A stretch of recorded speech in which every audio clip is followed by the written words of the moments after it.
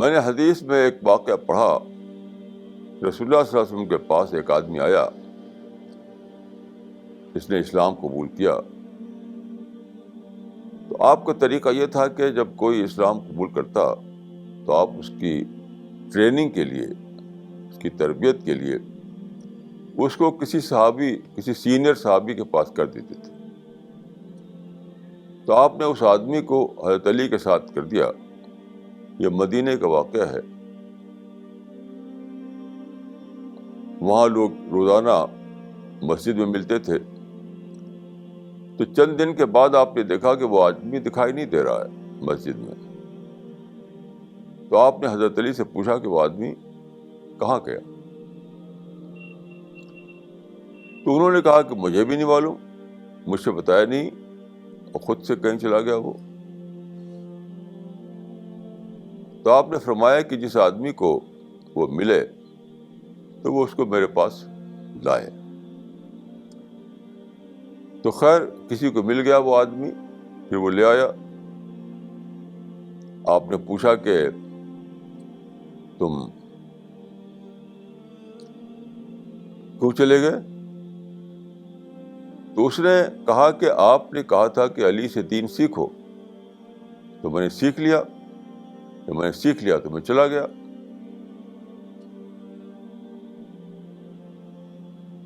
تو آپ نے پوچھا کہ تم نے کیسے سیکھ لیا؟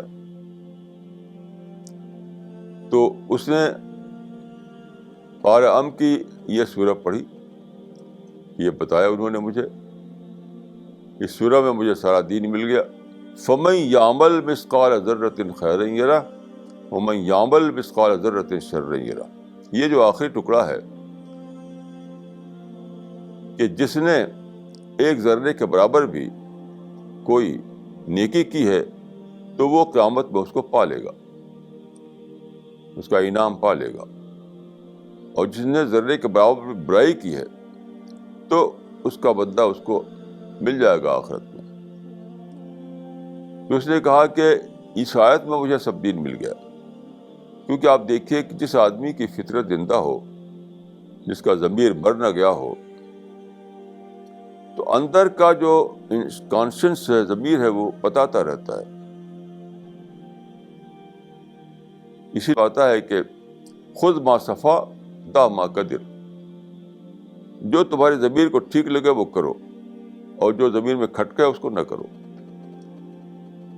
تو اس نے کہا کہ اب میں کیا کرتا ہوں, ہر چیز کو میں فطرت پر تولتا رہتا ہوں, ضمیر کے حساب سے دیکھتا رہتا ہوں. جب لگتا ہے فطرت کی آواز جب بولتی ہے کہ یہ کام تو ٹھیک نہیں ہے, اس کو چھوڑ دیتا ہوں. یا فطرت کی آواز کہتی ہے کہ کام ٹھیک ہے تو اس کو کرتا ہوں. تو آپ نے فرمایا کہ اس نے اپنے دین کو پا لیا. تو دیکھیے آدمی کے اندر